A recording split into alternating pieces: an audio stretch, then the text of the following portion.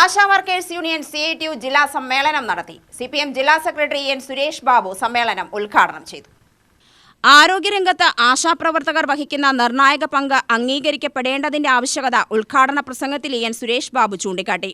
അവരുടെ സേവനങ്ങൾക്ക് യഥാർത്ഥ അംഗീകാരവും മെച്ചപ്പെട്ട ആനുകൂല്യങ്ങളും ഉറപ്പാക്കുന്നതിനായി കൂട്ടായ പ്രവർത്തനം ശക്തിപ്പെടുത്തണമെന്നും അദ്ദേഹം പറഞ്ഞു.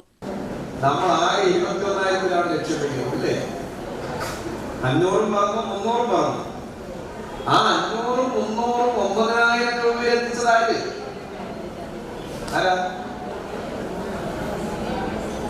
ഈ 500, 300, 9,000 എത്തിയോ? നിങ്ങൾക്ക് ആത്മാഭിമാനത്തോടു കൂടി ഒരു ജോലി എടുക്കാനുള്ള ഒരു ആത്മവിശ്വാസം, ചെറിയൊരു വരുമാനമാണെങ്കിലും എന്റെ കുടുംബത്തെ സംരക്ഷിക്കാൻ പോകുന്ന ഒരു വരുമാനത്തിലേക്ക് ഇന്നല്ലെങ്കിൽ നാളെ ഞങ്ങൾ എത്തും എന്ന നിലയിലേക്ക് നമ്മുടെ ശമ്പളം ശമ്പളം പറയാൻ പറ്റില്ല അല്ലേ? അങ്ങനെ ഉണ്ടായ നമ്മുടെ വർക്കേഴ്സിന്റെ ഇടയിൽ 21,000 എന്ന് പറഞ്ഞുകൊണ്ട് ഒരു പുതിയ വാഗ്ദാനവും മറ്റൊക്കെ ആയ ഒരു സമരം നടത്തിയപ്പോ നമ്മുടെ ആശാ വർക്കേഴ്സിന്റെ ഇടയിലും ഞാൻ അപ്പോഴെ പറഞ്ഞതുപോലെ മനസ്സ് സെക്രട്ടേറിയറ്റിന്റെ മുമ്പിലും ശരീരം കൂടി അല്ലേ? ചിലരെങ്കിലും എല്ലാവരും അല്ല, ചിലർക്ക് അറിയേണ്ടത് ശരിയാണെന്ന്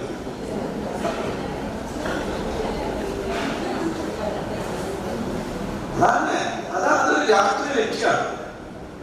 ആ രാഷ്ട്രീയ ലക്ഷ്യത്തിൽ ആശാ വർക്കേഴ്സിന്റെ പ്രവർത്തകർ നമ്മുടെ എല്ലാവരും ഒക്കെ കൂടല്ലോ ഞാൻ പറയാൻ പറ്റുമോ?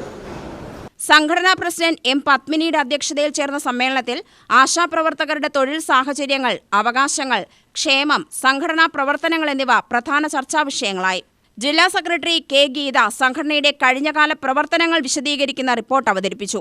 ജില്ലയിൽ നടപ്പാക്കിയ പ്രവർത്തനങ്ങളും സംഘടനയുടെ മുന്നോട്ടുള്ള പദ്ധതികളും റിപ്പോർട്ടിൽ ഉൾപ്പെടുത്തി. അഖിലേന്ത്യാ പ്രസിഡന്റ് PP പ്രേമ സംഘടനാ റിപ്പോർട്ട് അവതരിപ്പിച്ച് ദേശീയതലത്തിൽ ആശാപ്രവർത്തകർ നേരിടുന്ന വെല്ലുവിളികളും അവകാശ സംരക്ഷണത്തിനായി നടത്തുന്ന ഇടപെടലുകളും വിശദീകരിച്ചു.